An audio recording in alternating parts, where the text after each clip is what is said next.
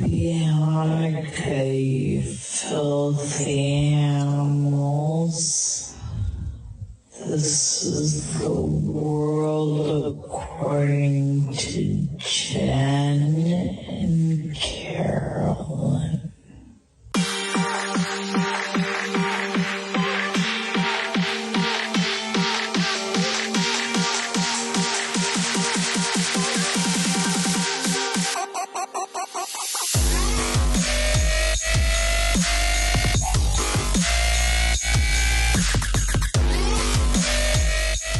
Hey everybody. Hey Jen. So it's the holidays. I have a cold, so it obviously No, don't you have a sinus infection?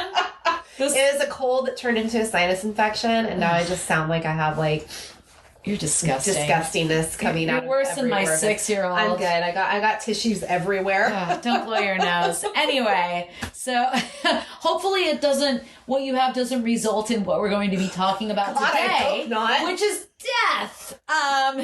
What's that old saying? Nothing is certain except for death and taxes. I think that was Ben Franklin. Yes. I could be wrong. Is it? Okay, thank you. Confused sayings from him and Mark Twain. Oh God, Jesus, we're morons, everybody. But one thing we know is death. Not on a personal level, like we haven't experienced it. But death is unavoidable, and everybody is going to either personally experience it, or somebody you love is going to die. It sucks. Yeah, you can't escape it. You can't escape it. It's inescapable. Absolutely. And different cultures, they view and process death differently. There's a myriad of varied and beautiful rituals and beliefs about where we go when we die, tons of philosophies, and, a lot of actually intersecting beliefs. A lot of overlap. Yeah. Something that is universal, though not shared by everyone, is a fear of death, which I definitely have. I didn't know this about you. Absolute biggest fear, aside from heights. I think people probably will be surprised at that because you love cemeteries. So I would have assumed, which makes me an ass. I might be trying to make my peace with death. Like it's fascinating because in one sense, I'm drawn to the darker things. I'm drawn to death. I'm drawn to cemeteries, the occult, the paranormal. And then at the same time, I am absolutely afraid of death and dying and aging. Yeah. And I don't necessarily believe we go anywhere when we die. I'm an atheist, and what is it called? Not an extinctionist. I can't remember when you're like, when you're done, you're dirt, bitch. That's pretty much where I'm at. Okay. And I think that's what's so scary. It's like, I think if you have a belief in the afterlife, if you think I'm going to go somewhere, and not only am I going to go somewhere, but I'm going to reunite with the people that I lost and love, that's a beautiful thing. Yeah. That's something to look forward to. Yeah. I don't have any of that. Oh, my dirt nap is all I get. You're allowed to have that. I would definitely say I don't know. Yeah. But I believe in an after. I believe in reincarnation. Okay. I believe in rebirth. I don't know. Oh, man. I kind of like that I don't know. If I get reincarnated, I think I'm coming back as like a butt date or something. Say that. My karma's the shit. So Carolyn, do you remember when you first understood what death was and how you reacted? I just reread that. No, I don't know what I definitely didn't understand. But my first kind of my first visualization of death, my grandma Bertha died. Both my parents, my father's parents, dad had died, and my mom's mom had died. So this was the first kind of grandparent that I knew died, and I was probably about 4 or 5. And I'm sure people explained what was happening to me, but I just have these like bursts of memories. Of course, you're 4 of or seeing 5. my dad crying. Yeah. I'll have to go back and ask my mom. Like, I don't really remember getting much of a narrative about it. Okay. It was like, well, she was old and she died. Yeah. But I remember both my sister and I were really afraid to go up to the casket. Yeah. And our dogs were always dying. Like, we had a lot of poodles. It's true. I've seen their graves, everybody. Yes, you walk by it. And so those, so I remember always experiencing that. But, my first real experience with death was actually my father's passing in 2017. Which profoundly changed my life and my family's life, as well as my actual ongoing relationship in his afterlife. Yeah. Which I feel very palpably in my life. Yeah. So Interesting. So I remember this time, I was probably about 8, and it occurred to me that my mother's at some point would die. And I remember sobbing. I remember it like it was yesterday. And my mom asking, what's wrong? This is the mom I no longer talk to because she was, terribly abusive. But in this moment, she was actually kind. And I was like, you guys are going to die. And I don't know what to do with that. And I'm sad and I'm scared. And she told me this story. She's like, when I was a kid, I read this book. And it's such a sad story about how, this bird came up to this king that was made of stone and adorned with all these jewels, basically a statue. And the bird was like, I don't know why, but the bird needed the jewels to, I don't know, pay for food for everybody. I don't know. Cool. It was a capitalist economy. Who the fuck knew what was going on? But anyway, the king gave and gave and gave until there was really nothing left of this like stone edifice. And then the bird came and like died at his feet. I don't remember exactly, but it's a cool ass story. I don't know if it made me feel worse or better, but it was her trying to be compassionate and like, she tried. Be a mom. She really tried in that moment. I see that. So that I think is when I first realized like death comes for us all and will ultimately come for the people I love as well. And it was awful. So yeah, fun times. Has your child asked about death? Yes. And we talk about it. And I love the cemetery. We live close to Colma, which has thousands and thousands of dead people and some of the most famous dead people buried in these cemeteries. And it's beautiful. And especially during the pandemic when you couldn't go to parks, I was like, well, social distancing is mandatory here at the cemetery. Everybody's 6 feet under.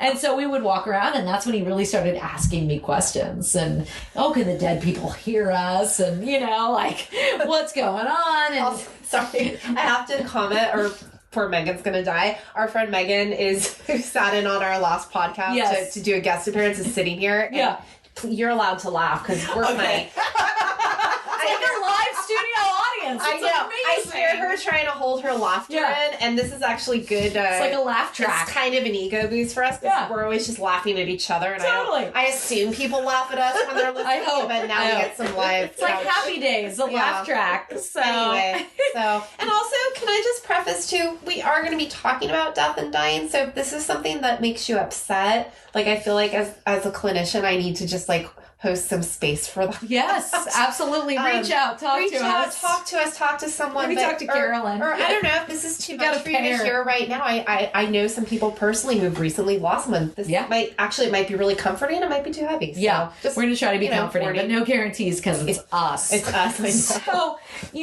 one thing, Carolyn, that I found fascinating is how different cultures deal with grief, mourning, and dying. And while there are plenty of similarities, there are also a lot of differences. And I found this in a conversation article. James Averill, a U.S. professor of psychology, has compared this to sexual feelings, which, like grief, are biologically driven but expressed in elaborately different social contexts. Makes sense. I want to fuck and I want to cry. It's ingrained.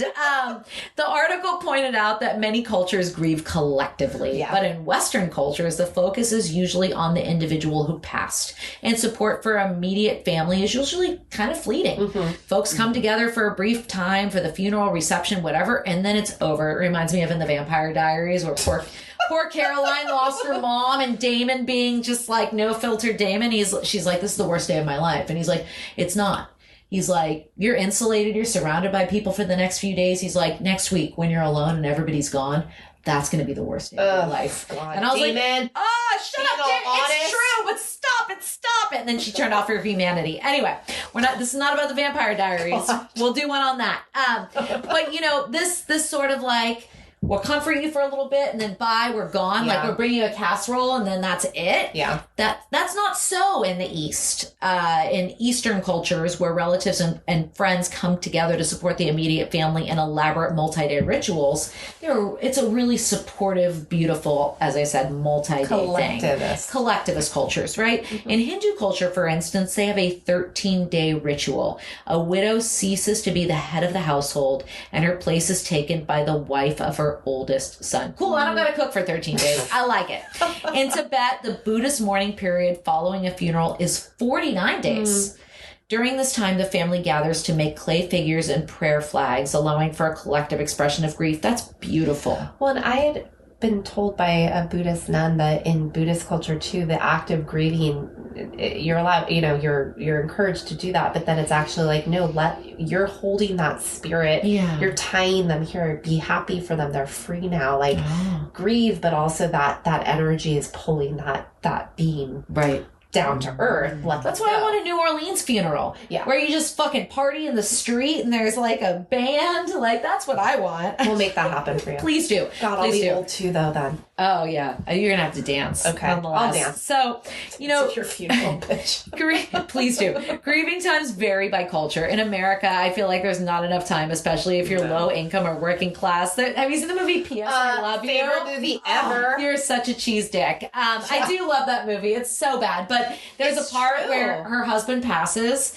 and she's crying and she's like, I can't be Miss Havisham. Like, that's a luxury reserved for the rich. Like, to just be eccentric and sad. What do you get, 3 days at work? Yeah, exactly. You get 3 days to grieve. Then come back. I work for the government. I probably get nothing. Okay. No, I do. I got a union. Anyway. In Egypt, tearfully grieving after 7 years would still be seen as healthy and normal. I love that. Whereas in the U.S., this would be considered a disorder. I thought that was great. It's true.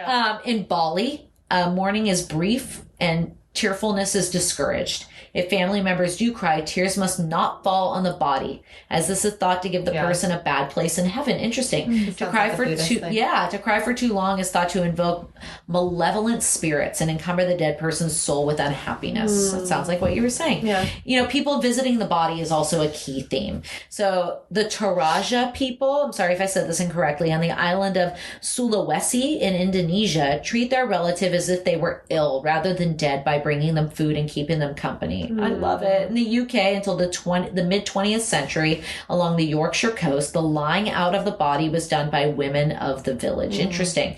I added this part. You talking about sitting Shiva. So in Judaism, people sit Shiva, and Shiva is derived from the word Shiva, which means 7, signifying 7 days of mourning. It's a time referred to as sitting Shiva, and its primary purpose is to provide time for spiritual and emotional healing. People gather together. I've never done this, but my parents talked to me about how they did this in their families. The mourners stay in the home of the deceased. They sit on low stools or on the floor. You cover all the mirrors. You don't put on new garments. You put on no new garments or leather footwear. And you can't cut your hair or shave. And you can't do any business. And you also can't have sex. Interesting. Okay. So, the end. That's more than I knew about sitting Shiva. Yeah. I found this really interesting, and it's something I actually knew, at least insofar as elephants are concerned. Humans aren't the only animals with an awareness of death. Elephants and dolphins are fascinated by corpses of their kin, and chimps have been observed performing what some primatologists say are elaborate funerary rituals. Elephants bring the bones and the bodies of their dead to a collective place. Yeah. And the Lion King got that right. There are elephant graveyards. Thank you, Disney. These are just a few examples of how folks around the world grieve their lost loved ones. Most of us know that grieving is what grieving is, and rituals centered on grieving, that they're important. But Carolyn, from a mental health perspective, why are these things important? Well, I think it's interesting to note that a lot of the cultures you talked about also believe in an afterlife. So it makes sense to me that they would feel inclined to have this form of ritual. But let's start with some language here. Okay. All right. So grief is a noun. It just means deep sorrow, especially caused by someone's death. However, I use grief as a term whenever someone experiences a kind of loss. Yeah. You're grieving when any relationships end. You're grieving when something you were looking forward to didn't happen. But the act of grieving is a verb, and you suffer grief, feel grief, and it causes distress. Mourning is the expression of deep sorrow for someone who has died, typically involving certain rituals, and bereavement is considered the condition of being bereaved, or basically you're deprived of something. So in mental health, we separate bereavement from depression. Okay. So, again, I often say this too. It's like if something sad happens and you feel sad, right. you're not mentally disordered. Right. You're experiencing a normal, healthy human emotion. Totally. And you're processing that. Yeah. And I don't know if you've ever experienced this, but processes are not linear. Right. I can go from feeling really fucked up to then okay, and then something will happen and I'm right back where I started. Grief in particular, the loss of a loved one, like you experienced this with me in New Orleans. I'm like, we're having a great time. And I'm like, oh, fuck, I'm crying about my dead friend in a restaurant. Yes. That's grief. But you know what? And we all were like, yay, Jen's emoting right now. She needed this. She hasn't cried about this. We're all Blanca and I were like, don't say anything. She might stop. You had a therapist boner. I did. But so let me, American existential therapist named Irvin Yalom, a Stanford professor, brilliant healer, and kind of any therapist you ever talk to who does group therapy, Yalom's kind of like the guru of that. But I love this concept of universality. Okay. And Yalom talks about how important this is in group process, that in order to get a cohesive, group of individuals who may not have a lot in common, getting them to see the universality in their experiences and realize they're not alone in their suffering or their problems that they face, and that others are willing to support them and help. This helps people move through out of isolation, and it can be profoundly healing. And again, this is a concept where even clinically, even though I know that, and I assume my client knows that, when I say that or I offer that into the space and go, hey, you're not the only one who's ever, I felt that way. I could think of many people who felt, and the person really, you see that sigh of relief, like, okay, I'm not the only one. Because when you are going through something like that, the whole world stops. Totally. And nothing else matters. Right. And so, I want to mention too, we don't really talk about kids in this section, but I'll mention it here, or in this, within this concept. Like, do we have to talk about kids? Yes. God damn it. Because I think a lot of the reasons why we're kind of fucked up about death is because we don't talk about it with our children. It's true. And we make them fucking scared of it. Yeah. And so it's really important to support children, adolescents, and young adults in grief and loss. Yeah. Because, which is hard as an adult because you're what's called parallel processing with them. So I think we experienced this a lot in the pandemic. Yeah. We were all grieving at different levels. Yeah. And, so I love the book. It's called The Last Leaf. If you have a child, I'll post it on our show notes. It's a great book. But again, look to nature, and I'm constantly saying, hey, there's death, there's rebirth, there's, we don't all cry when the trees leaves fall down. We go, it's a sign of winter. It's going to be spring, So I think it's very important to be honest with kids. Do not tell them that someone fell asleep.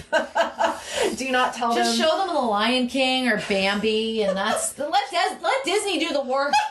God damn it. Kids aren't stupid. It's part of life, and yes, you will die someday, but I don't plan on dying for a very long time. So let me talk to you. I'm digressing. God laughs at your plans. I know. Let me talk to you a little bit about what's happening in your human brain and the grieving process. So an article written by Burley McCoy interviewed a clinical psychologist and researcher and the author of The Grieving Brain, Mary Frances O'Connor. I haven't read this book, but sounded very succinct and very lovely. And, again, this article very succinctly talks about how grief is directly linked to several brain functions, specifically memory, heart rate, feeling pain, suffering. We've talked about this with breakups. When you're grieving, you are hurting. Yeah. And it's a profound sadness, and it does impact your ability to want to eat, sleep, do things. So if you're not wanting to go to work, or these are normal things. Now, if it persists more than 2 or 3 months, I would say 2 or 3 weeks, and you're still in that sense of grief.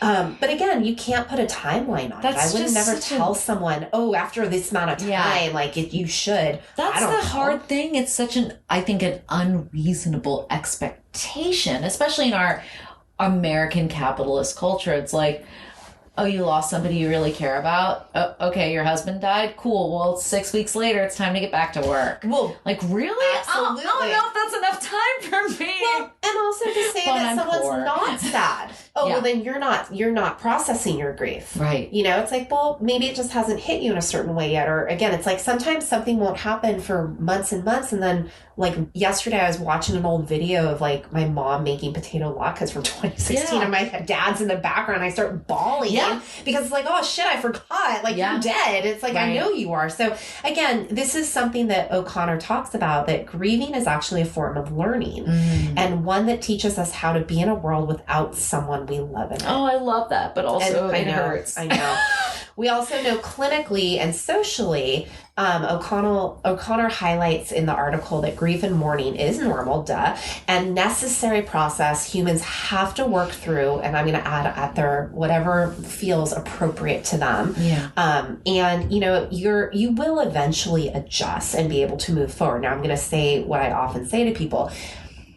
If you're a parent that loses a child, you're never going to feel better about that. No. There's never a point, and that's okay. I'm not going to feel good that my father's not here. Right. And that's going to come up on a wedding day. That's going to come up on all kinds of different things. But you still can move forward. Yes. That's always going to cause a level of sadness when that gets tapped, that nerve gets tapped. Yeah. But you don't have to, anyone who tells you to get over it can go, you know what? Yeah. So it takes time.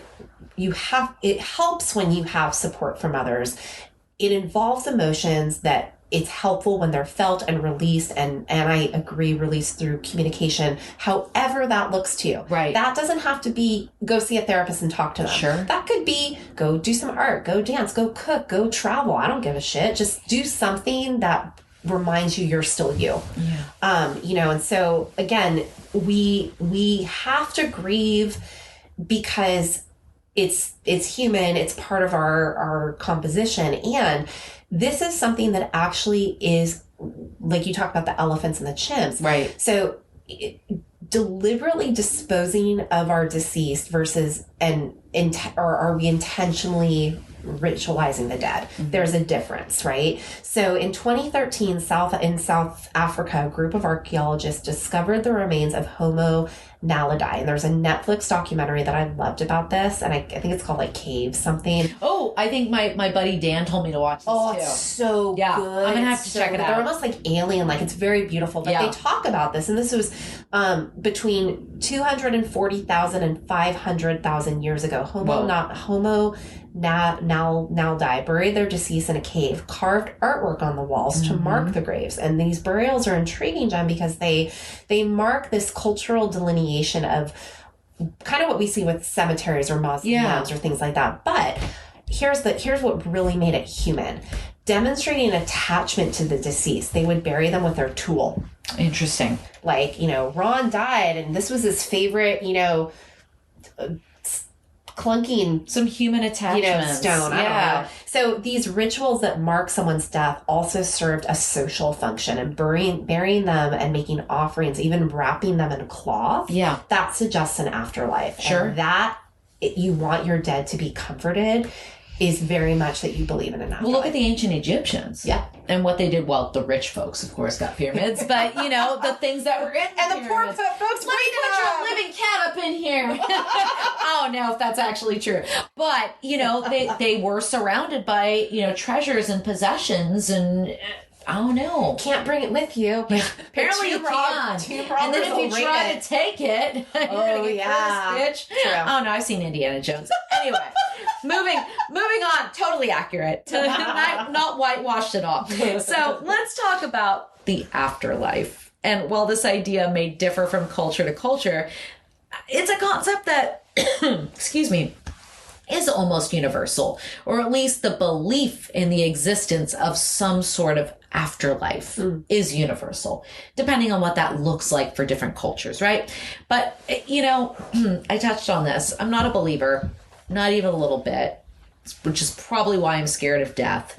I am so envious of people who think that they're going to go to some wonderful place where they are free of pain and suffering and sadness, where they're going to be reunited with their loved ones. I had a hard time with that one too. I wish I believed in that. Yeah. It's a beautiful thing. And I would feel probably less fearful of aging and ultimately dying if I thought, hey, I'm going to go somewhere where my husband's going to be and we can nag the shit out of each other for eternity.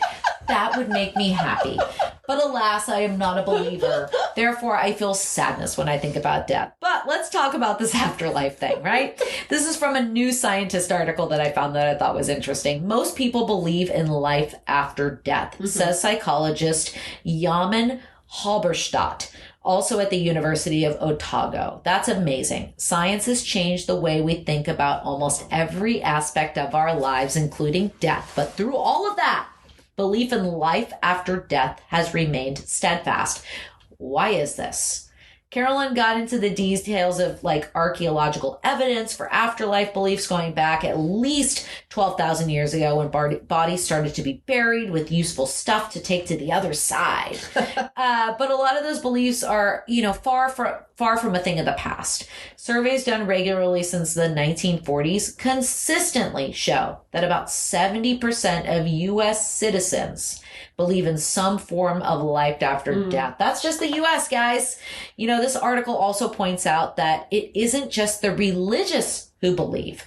Rather than articulating concepts such as heaven and hell, these folks talk in vague terms about there being something.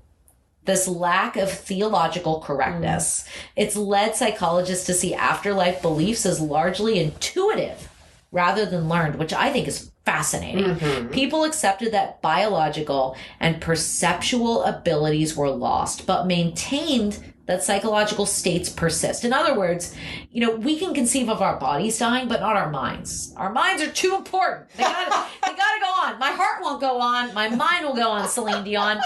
I can imagine not being hungry or not being able to see, but to imagine not being anything is impossible because imagination itself is a mental state, says Jonathan Zhang at the University of Coventry.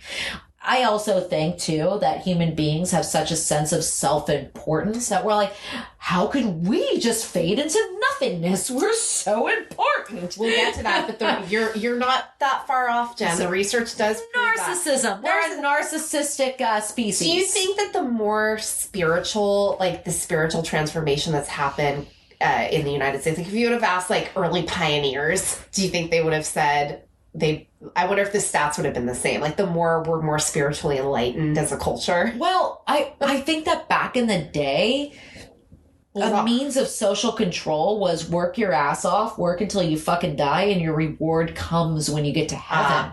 So I think there might even more Christianity, right there, and but that is very puritanical Christian values. Yeah. So I don't know, but if we're talking about a different culture thousands of years ago, I don't know.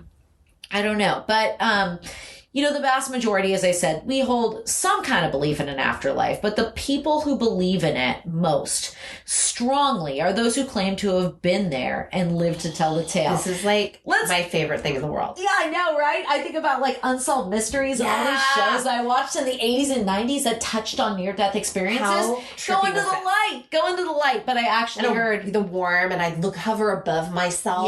Yeah. We're going to talk about all of that. But also, and this I didn't cover in my research, but I remember a physician saying this going into a tunnel and seeing these things, that's a dying brain. Yeah. This is what happens when your brain is dying, which is why these experiences are so similar. Yes. Because we all have a fucking brain. Yeah. It's not the same brain, right? But it's a brain and it shares these common attributes. So when it dies, there's a similarity in the way in which this happens. Anyway, let's talk about the more beautiful elements of this, which is what I researched in trying to find comfort, I think primarily for myself. So, Carolyn, I don't know about you, but I was fascinated with the concept of near-death experiences as a kid. It sounds like you were as well. The bright light at the end of the tunnel, we talked about that. But I found this article, which is actually from the National Institute of Health. So this is science, which anytime it's science and not theology, I'm like, okay, I'm listening. So they say in this article, near-death experiences, we're going to call them NDEs for short, are reported by about 17% of those who nearly died. NDEs have been reported by children, adults, scientists, physicians, priests, ministers, among the religious and atheists, and from countries throughout the world.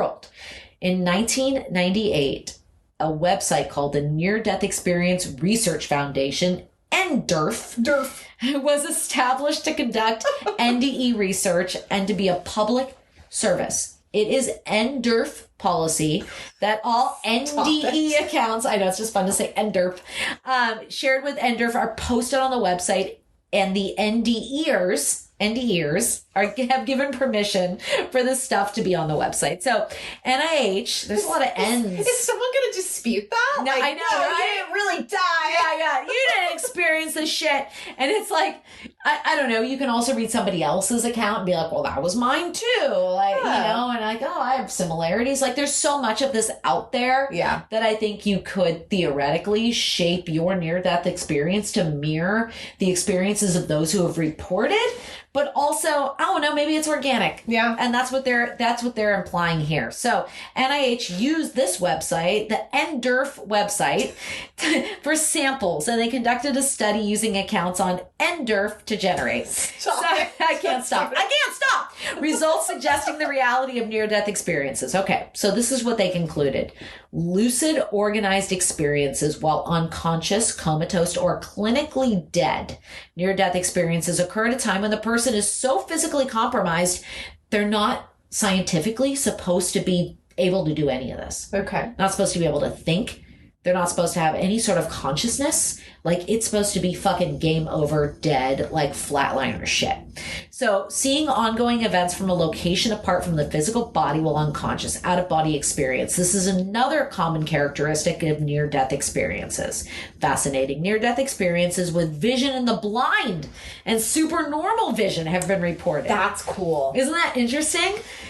Near-death experiences that occur while under general anesthesia. That frightens me. Under adequate general anesthesia, it should not be possible to have lucid, organized memory. Dude, I did conscious sedation for my injection, my steroid injection, and my bulging discs. I can't remember what the fuck was going on. Yeah, it's like you closed your eyes and you wake up. I wish they could do it for me on a plane ride. Oh, it's amazing. It really is. So this person says of that, during my surgery, I felt myself lift from my body and go above the operating table. The doctor told me later that they had kept my heart open and stopped for a long time, and they had a great amount of difficulty getting my heart started again. That must have been when I left my body, because I could see the doctors nervously trying to get my heart going again. And that's what a lot of folks report too, who have out-of-body experiences. Yeah. They can hear what's going on in the room. And they come back and they tell the doctors and the other medical personnel in the room, this is what I heard. And medical personnel are baffled. They're like, there's no way you should have been able to hear that. Like, that's fucking crazy. Yeah. So who knows? Near-death experiences and life reviews. So some life review, that's your life flashing before your eyes, right? Some near-death experiences include a review of part or all of their prior lives. Yeah. This person says, I went into a dark place with nothing around me, but I wasn't scared. It was really peaceful there.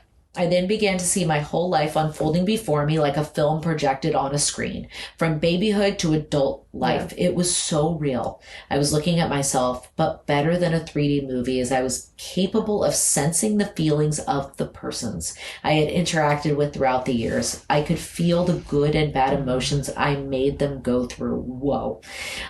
This is also another prominent thing that happens, or people have reported happening, encountering deceased loved ones in near-death experiences.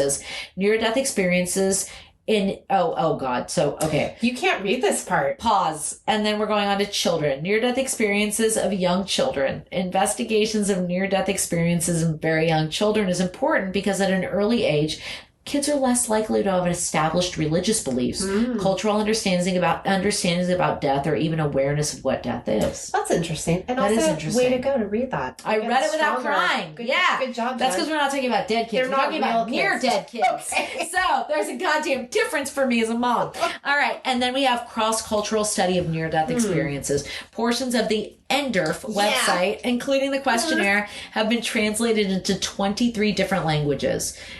And it says in the article, it's not my investigation. My investigation of NDEs from around the world that have been translated into English show that their content is strikingly similar. 29 near-death experiences were considerably influenced by pre-existing religious and cultural beliefs, it would be if near-death experience were considerably influenced by religious, cultural beliefs, etc., it'd be expected that there would be significant differences in the content of near-death experiences from different cultures around the world. That makes a lot of sense.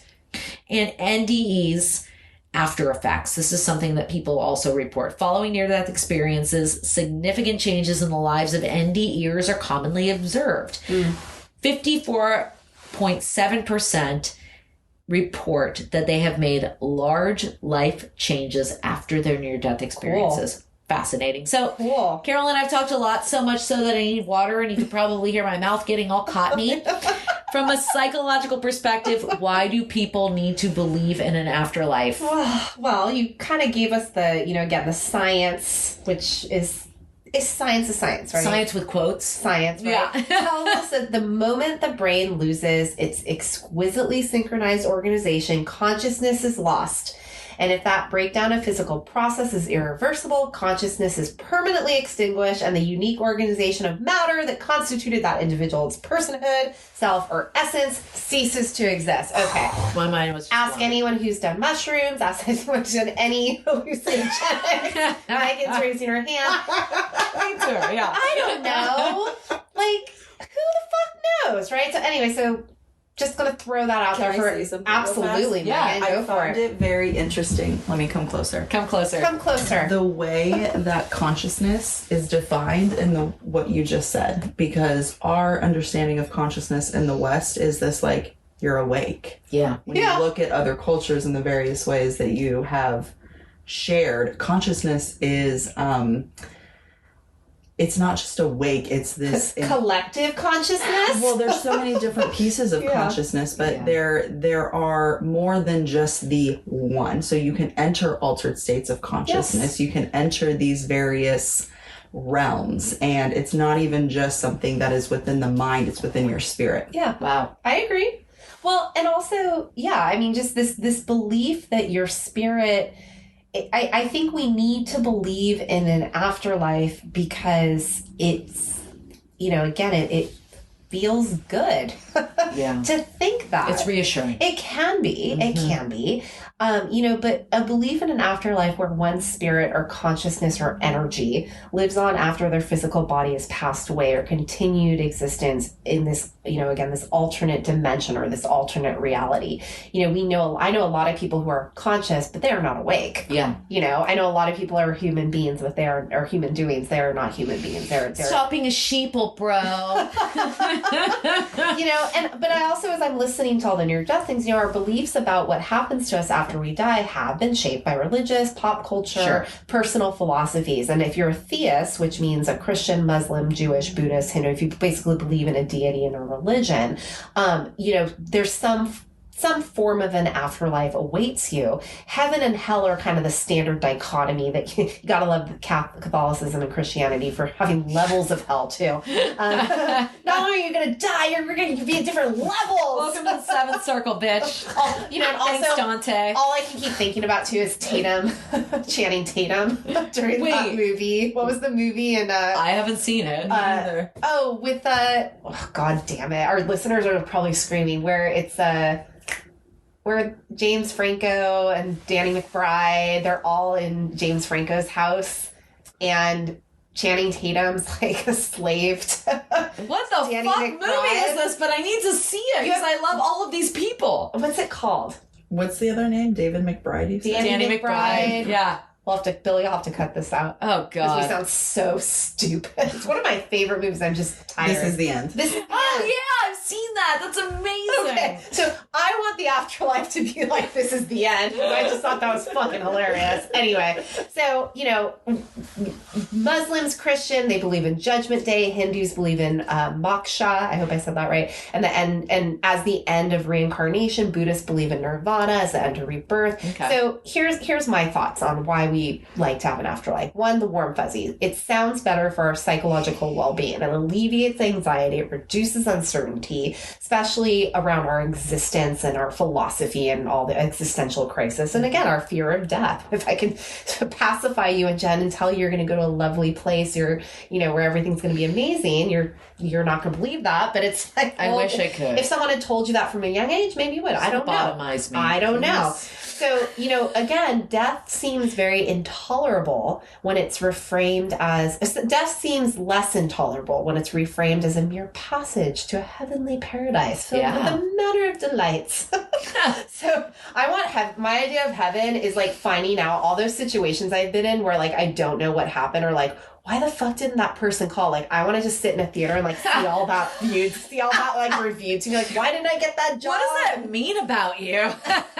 That's deep. I don't want to know. I don't want to know. I don't want to be bothered with such shit when I'm dead. I want to know what happened. I just want to sit around and get high all day, every day. I want to be like Snoop Dogg when I die. Rich and high. He only does gummies now. Me too.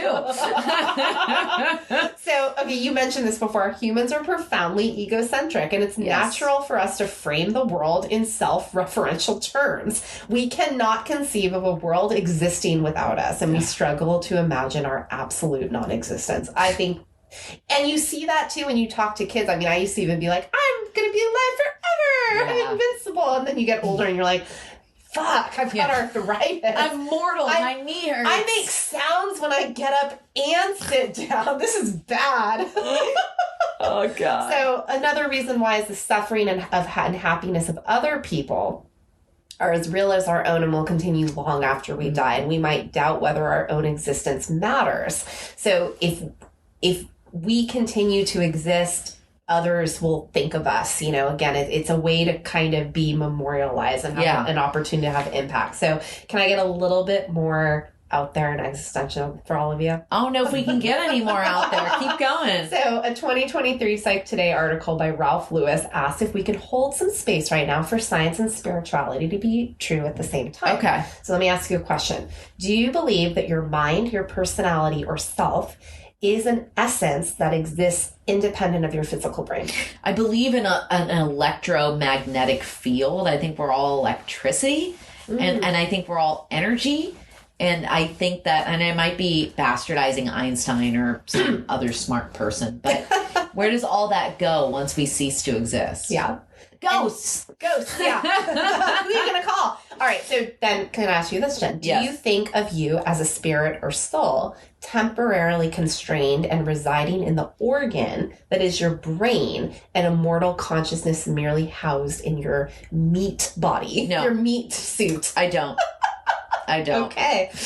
Well, do you remember Descartes? Yes. Yeah. Vaguely. So there's a concept Descartes had called mind-brain dualism. Okay. And it's the view that the brain and mind are derived from entirely different things. Physical matter, and this article says physical stuff and mind stuff. I like that. It's simple for people like me. You gotta love psychology today, right? Yeah. So dualism assumes that both kinds of stuff exist in the universe, and that science has completely not yet detected and discovered the mind self, which I'm into. All right, so dualism feels intuitively correct to most people, as if it fits with our subjective experience, but it's completely contraindicated by science. Okay.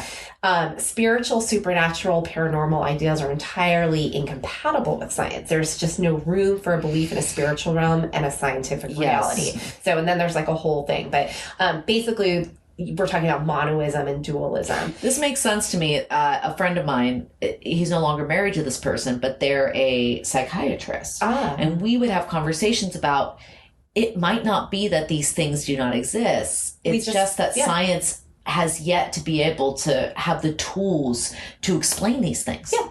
And someday we may be there. Yeah. And that made a lot of sense to me. As somebody who's always grappling for some sort of scientific explanation, I'm like, oh, we just don't quite have the technology and the science yet. It's like Sodom and Gomorrah. It's like, oh, what? We're getting too down and dirty. We're being cursed. Like, no, bitch, it's an earthquake. earthquake. Like, it's a natural phenomena. Like, science someday came forward and, like, was able to solve these things. Or was that the act of God? Who knows? No. Or something. Okay. Well, so monoism maintains that the mind is an emergent property of matter and energy, and when matter is organized in particular kind of complex way, mind-brain dualism and spiritual realm, right? So we talked about that. So here's it in a nutshell. So how is it that scientists are so certain that dualism is false? Well, if dualism were true, all of science would have to be false. Dude, you just blew my fucking mind. Cool. All right. I've had a lot of wine, though. You should read this article because it goes into... But I'm fascinated. This I thought was really funny, though. So let's ask philanthropists and capitalists why they think a belief in the afterlife is a good idea. Go to Forbes article 2023 concluded that, quote, our beliefs about life after death can impact our mental well-being, but are also our commitment to environmental sustainability, our national identity, and even our treatment of others. Yeah. I also think it makes money. Our views on the afterlife are not only confined to the spiritual realm, but also play an integral role in shaping the way we navigate the complexities of existence on Earth. Afterlife beliefs may offer solace, provoke reflection, and challenge conventional thinking, shaping our perspectives and life experiences as we understand them. So, I don't know, look... Think of all the shitty things that would happen to the mortuary businesses if we didn't believe in an afterlife. What would happen to Dugans? Yeah, I'm pretty sure they would keep going because people got to find somewhere to put their dead. But and I think there's a lot of really great philanthropy that happens because people want to live on if they don't believe in an afterlife. Yeah, people are going to be convincing them, well, donate and do all these things. Yeah. So it I don't know. And it's interesting to think about. And also, who the fuck cares? Worry about the now. I don't know. I agree. Worry about the now, and do good things for the sake of doing good things, not because you know solely because you think you're going to go someplace good. And I have to correct you. It's Duggins because I'm friends with the family, so get that shit right. It's not Dugans. No, it's Duggins. God damn it. Anyway, so let's talk about fear of death again. My biggest fear. What is it? Thanatophobia. Is that how you pronounced it? Thanatophobia? Megan? What do you think? Smart. Thanatophobia. Thanatophobia. Yeah. Thanatophobia is an extreme... Sorry, Latin. We needed Megan's help on this. This is an extreme fear of death or the dying process. You might be scared of your own death or the death of a loved one. I think I suffer from this. It's an intense fear of death. I just said that. I don't know why I put it in there twice. You're not immobilized by it, though. No, it doesn't impact my ability to do my day-to-day living. Good. Which means it's not I don't have a phobia. I have a fear. It's just a fear. But it sucks because there's not a day that goes by that I don't think about my demise or the potential demise of the people that I love. It's awful. Another name for this is death anxiety. I think I have death anxiety. Yeah. So if you have thanatophobia, your fear of death affects your daily life. Again, I wouldn't say this affects me, though I do think about it, I would say on a daily basis. So it can affect adults and children, and it's more common in people who are in poor health or receive a diagnosis of a serious illness. Jesus. Don't have religious beliefs. That's me! Feel a sense of dissatisfaction with their life. Can't relate to that. Have low self-esteem. Also not relatable. Have other phobias or mental health disorders such as depression or anxiety. Anxiety, yes, for the win. Lexapro it clearly isn't doing its job. Have parents or loved ones who are elderly, ill, or dying. Check. Lack close family members or friends. That doesn't track. Witness illness, trauma, or violence in their jobs, such as healthcare providers or social workers. That used to be me. I'm a little more far removed from that process. I fund the people who do that work now. It's possible that a specific event or experience triggered your thanatophobia. For instance, you may develop death anxiety if you have a traumatic experience related to death or dying, lose a parent or loved one, witness someone having a difficult or painful death.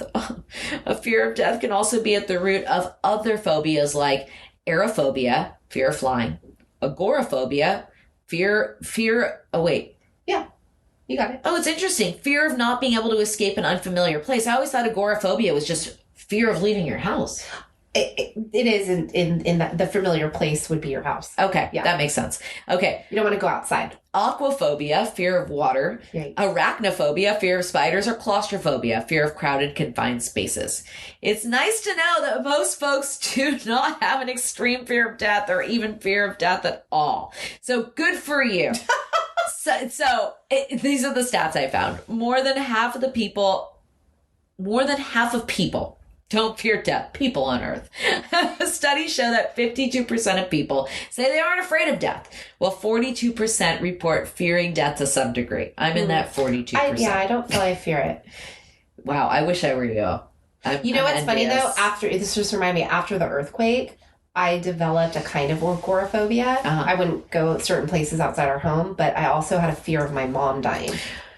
I was very afraid that both my parents. You were at that age too, where I think you start to realize what death is. Bad things happen. Right, bad things happen. Death is life final. Was great. Yeah, the earth wasn't shaking before this. Yeah, that'll do it. That's definitely an event that I think would evoke those sorts of emotions. So apparently, 1 in 4 Americans say they're not afraid of death at all. That's me. Wow, you're amazing.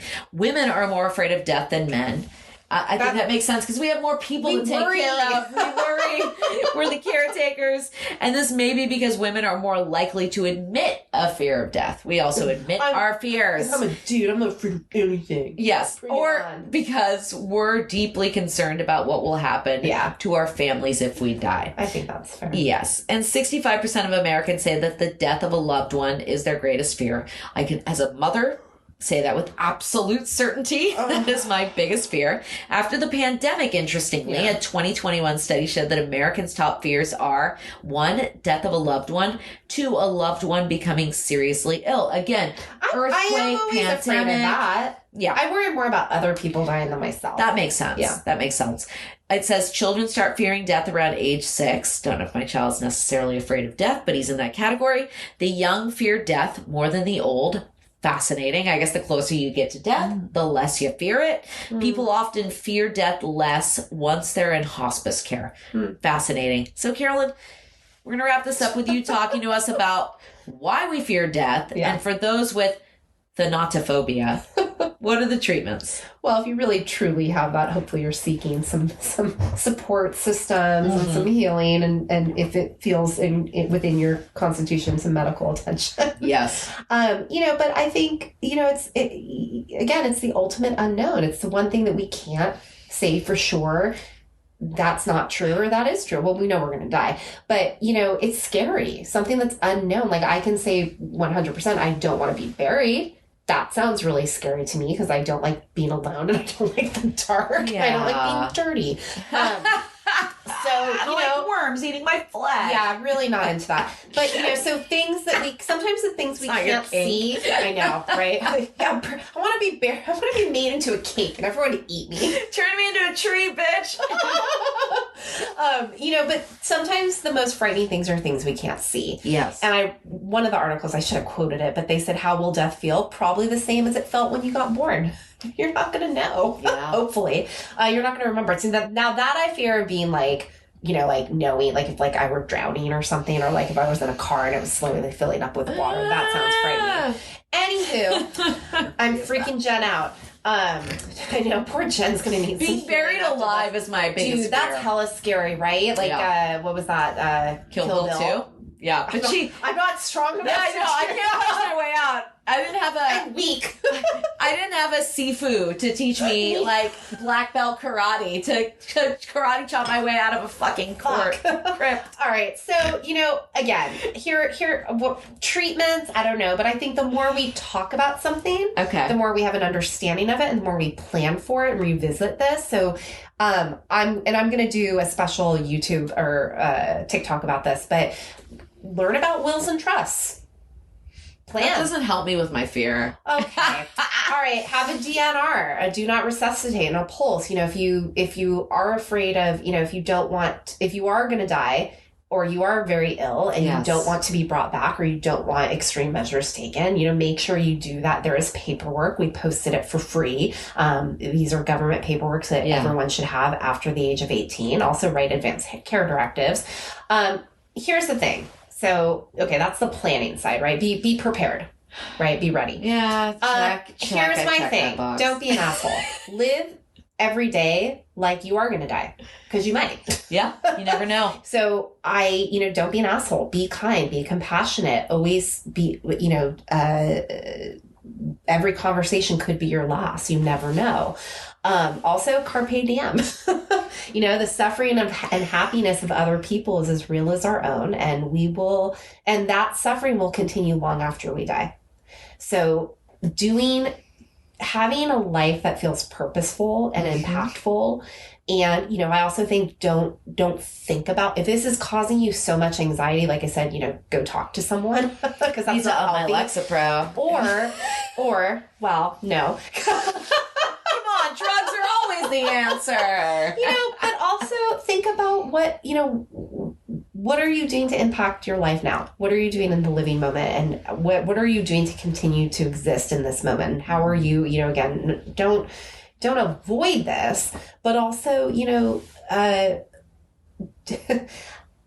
face that fear even. Put yourself in possibly an uncomfortable position with me, Jen, and let's do some psychedelics. What is that called? Immersion therapy? Face to face with the Grim Reaper? Part of the reasons why I'm not good at taking drugs is because I don't like being out of control. Exactly. I'm the same way. Yeah. No, thank you. We don't even sometimes marijuana, like I'll go into a weird space with that. I'm like, this isn't good. I don't have control. And I freak out because altered states of consciousness are not a comfortable place for me. But most of the people I've talked to, outside of Western psychology, psychiatry, will say, okay, well, all of this is just all of that is just hallucinations. You're not actually facing death. Or inside Western psychology and medicine, is it just a hallucination? Well, who cares? If it gets you to face something that freaks you out. If the end result is a good one, then the experience was valid. That's all's well that ends well, as far as I'm concerned. I mean, what would you say, Megan? You face your death in these experiences. I have. So I sat with ayahuasca this summer, and the first night that we journeyed, I actually felt my soul leave my body. Wow. And it was this very beautiful moment where I recognized that I am not my body. I'm not even my mind. I am the essence. I am the light. I am the thing that lights me up from top to bottom. And was I in a moment like, fuck, I'm not ready to leave this thing yet? Absolutely, because there's still a lot of things that I want to do while I'm here. Yeah. But there was such a solace of reconnecting me to an essence and a spirit that I think most of modern Western culture doesn't have. Yeah, that's very true. So I don't know. I mean, I think you can be afraid of anything, and it's also okay to be afraid of it. Yeah. I'm not going to take that from you. If that's where your fear is, you're allowed. I'm afraid. Take it from me. I don't want it anymore. I'm afraid of being chased. Oh no! I know I have a good friend who does we have ayahuasca. Several people who would be our Sherpas. Yeah, and they've all had incredibly powerful experiences and have come out the other end with like revelations and feeling more secure in both their life and their ultimate demise. And I'm like, oh no, I don't want to shit and vomit either. Just not down with that.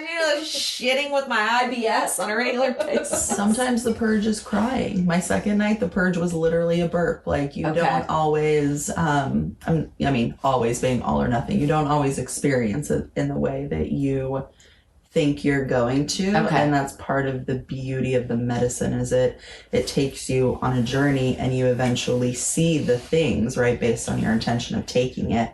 And the purge is then this, do you want to keep it or do you want to get rid of it? Interesting. Yeah. Future episode, Jen and Carolyn do fucking ayahuasca. I'd pay to watch that. Was there any video? Oh my God.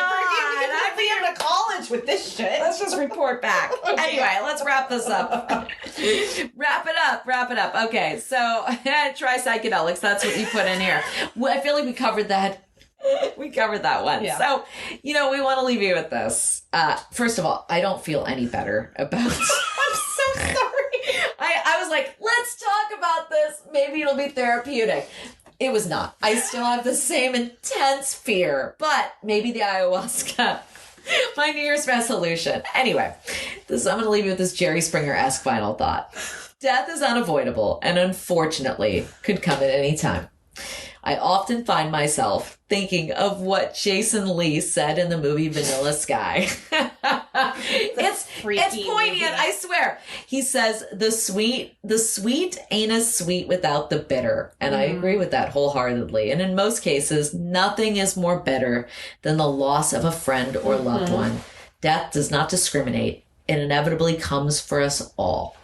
I suppose the only thing we can do, and the best thing we can do, as you said, Carolyn, is focus on the good things in life. And when it comes to when it comes to loved ones lost, the good memories they left us with. Okay, so now I'm fucking depressed. I gotta take my own advice. So, Merry Christmas, assholes. Merry Christmas, Happy Hanukkah. assholes. We hope you enjored this. Take care of yourself and each other. Please remember. Don't be a jerk. Please remember. Maybe do psychedelics. It's true. There's a treasure trove of directions that you can go in with this. But anyway, don't forget to give us 5 stars. Like and subscribe. Like and follow. We're like and follow. I figured this out. Like and subscribe is YouTube. Following is something you do on podcasts. Oh God, I believe. old. Anyway, took us a whole year to figure this shit out. Anyway, we wish you a Merry Christmas and a Happy New Year. Don't fucking die. Yeah. Bye. God.